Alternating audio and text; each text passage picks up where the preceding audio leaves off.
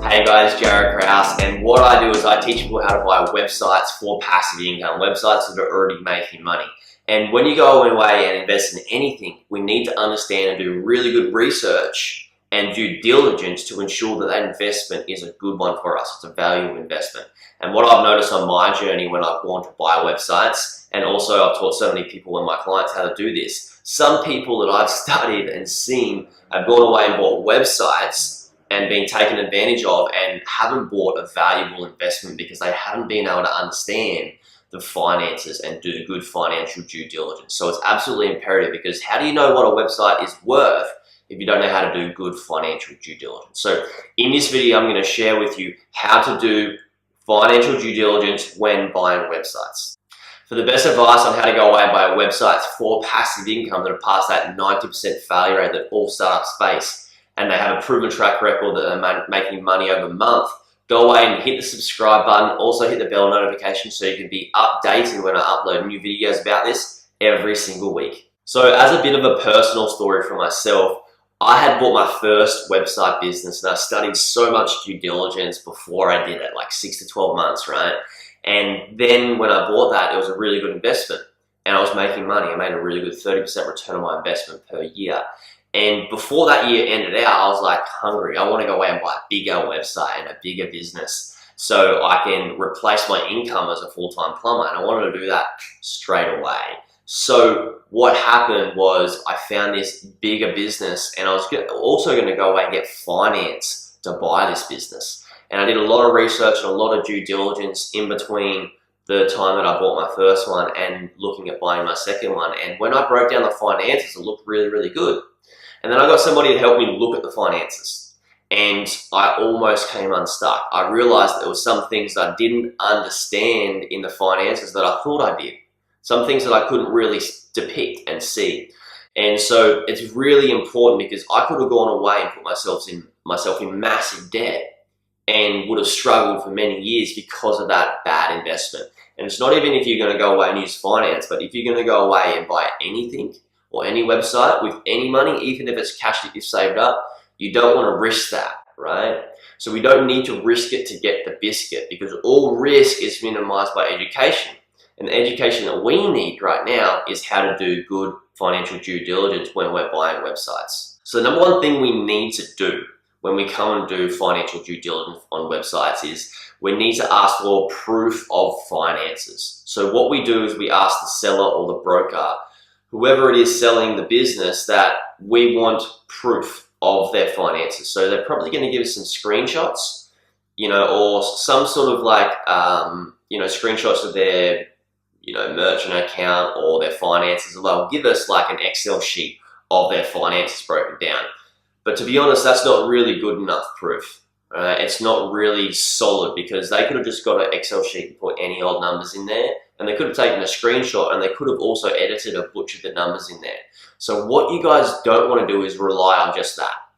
Instead, what I ask you to do when you're doing financial due diligence is to go away and ask them, can I get lifetime access of the business's bank account and the business's merchant account, and get them to do a screen share with you when you're on the computer. If not, what's even better than that is if they can give you viewers access of the business's merchant account and then do a screen share of their bank account with you. And when you have this, you can go away and record it, and then you can go and cross-reference everything you see from those screen shares and that merchant account over to the Excel sheet that you get, and cross-reference everything and see if it adds up. And if it does, then that's good financial due diligence and it makes sense. You're getting the whole picture there. The second very important thing that I like to do is ask them a question. And one of these, or not just one question, but many questions. And the better that our questions are in life, the better our life becomes, because the better the answers are that we get. So what I like to do is I like to question them when I have a phone call with them, right? So I get on the phone with the seller and I ask them, what's going on? And it's not an interrogation, it's just asking, like, okay, I did the finances, financial due diligence, looks really good. Now, a question to ask is there anything missing? Is there any expenses that you pay for that aren't on that financial or Excel sheet? Or another question to ask is, do you have any expenses that aren't in this bank account that you did a screen share with me? that you've paid for outside of this? Or do you have any monthly expenses that you're paying that I haven't seen yet and I don't know about? Another really good question, this is a little bit outside of financial due diligence, is that do you have any way that you're bringing in clients or sales into the business from, doing something personally that's not shown in the figures and in the merchant account, all that sort of stuff? So you want to ask, are there any skeletons in the closet? Are there any things there that I don't know about? Any cobwebs that are hiding in the corner that we can't see very well, or something that you're just not showing us at all? So it's good to ask those questions.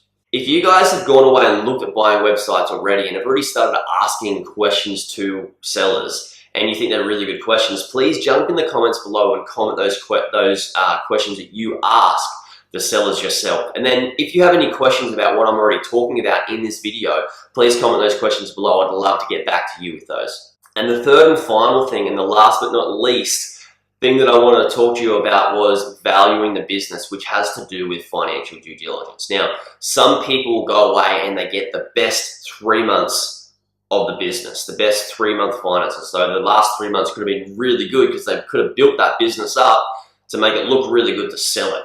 And they'll value the business off the base of those 3 good months, or 6 months, or 8 months, or 7 months, or whatever it is, the last great months of the business, or a chunk of the, the seasonal period. So sometimes people are selling websites that are a seasonal period where they only sell X amount of swimwear during summer, or winter gear during winter, or whatever it is. So they will value the business based on their best months, when I believe it's not the best value of the business, because you're going to own the business for longer than a year, I presume. So why would you only value it at the best months? So I believe it's best to value it over a full year of 12 months. And when somebody comes to you and says to you, oh, I'm going to value the business, or they said that I value this business on X amount of months, I believe it's not really fair for the person buying it, because you're going to hold it for a longer period. And I think it's best to go away and get the multiple over 12 months. And how you do this is you get 12 months of the average net income. So their income minus all their expenses is their net income per month. When you have that, you get all 12 months, and you add all the 12 months up of the average monthly income, and you divide that by 12, and that's your average monthly net income. And then you can value the business based on that. And sometimes people sell it, 24 times monthly net income, which is a 24-month multiple. Sometimes people sell it at 18, sorry. Sometimes people sell it at 36, and it depends on what you're prepared to pay for the business. So guys, I hope you got a whole lot of value from this video. If you did have questions, please go below and comment those questions below, and let me get back to you with the answers. And if you guys want to go away and learn more about how to go away and buy websites for passive income, different types of due diligence, all that sort of stuff, go away, and there should be a link somewhere here to my next video, or I've got a podcast you guys can go away and listen to in the description below. So guys, hope you got a lot of value, and I look forward to speaking to you soon.